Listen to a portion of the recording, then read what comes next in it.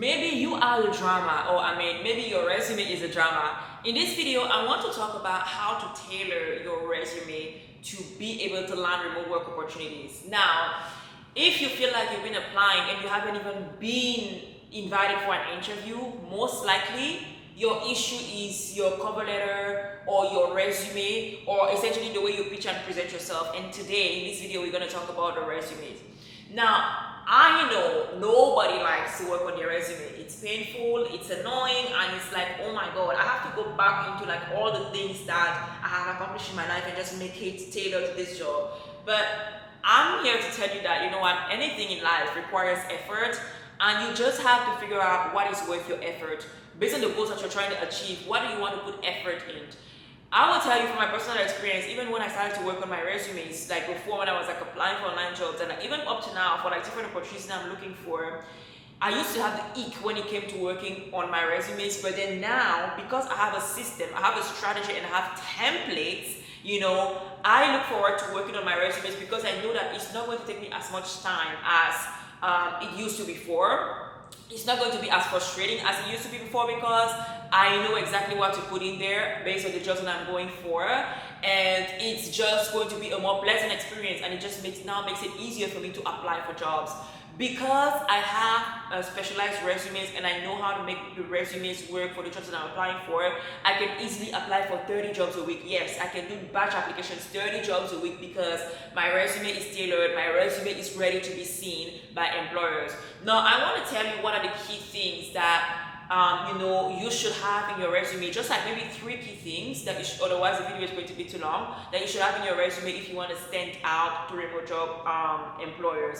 And before we even get to this video, I want to tell you that if you want me to review your review your resume, or if you feel like you really need help diving deeper into identifying your unique skills, figuring out really how to create your resume, I have amazing cover letters and resume templates that are going to be part of my remote fast track accelerator, which is starting on November 1st this year. And if you want to have access to that, if you want to get one-on-one hands-on support from me, getting that resume snatched, getting those applications snatched, and getting encouraged all along the way, make sure you join the accelerator. The link is going to be in the first comment on this video.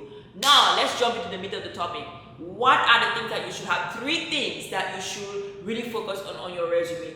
After you put your name on your resume, the first thing has to be your title. And it's not the title of the job that you have right now. Your title should be the title of the job that you are looking for, the title of the job that you want to be hired for. On your resume, the title that you have should be the title of the job you want to be hired for. And so every single thing that is going to be within your resume is going to be building towards showing that because I have all these experiences, I'm a good fit for that job. I know.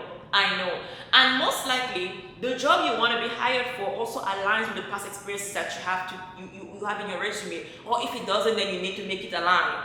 That is the point of the resume.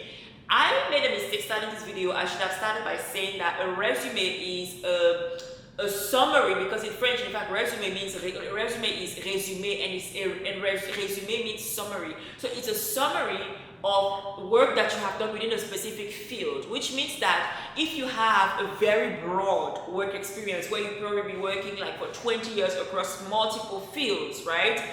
For a resume, the resume needs to be specific for one field, meaning that you don't need to put every single thing that you have ever done in your life in your resume. So you only put in whatever is relevant to that job field. For example, let's say that I have been a medical doctor, I have worked in customer service, I've been a medical writer, I've been a sales agent, I've been a translator, I've been a coach, I've been a consultant, and all these good things, right?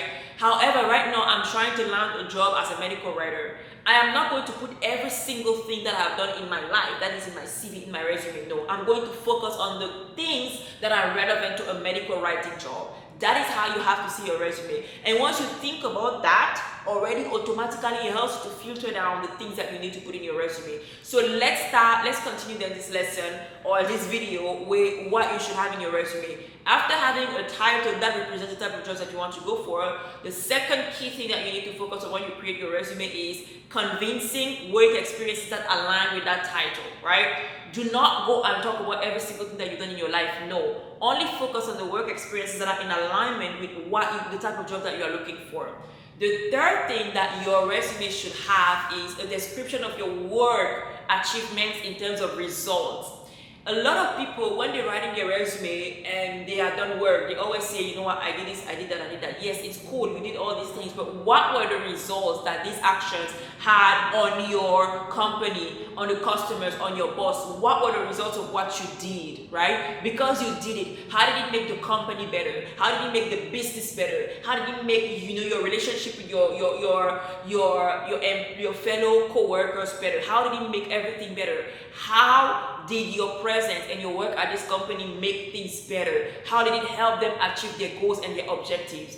That is what you have to think about when it comes to your resume. That is what you have to think about when it comes to talking about your work experience and making it in a way that the employer who is going to read it can see and can feel that this is the person I want to hire. This is how you do a resume. All right? That is the third thing that you want to have in your resume. And I'm going to give you a bonus for your resume, especially for remote work. You need to have remote work skills. It could be tech tools, it could be soft skills, it could be transferable skills, but somewhere in your resume you need to show that you have the ability to work remotely. When we talk about transferable skills, you need to highlight remote communication tools that you know you are familiar with. We need to... Okay guys, fire alarm. Fire alarm. I can't continue the video, but I will say, if you want to learn more about how to write a compelling and convincing resume, make sure you join my remote work accelerator starting in November.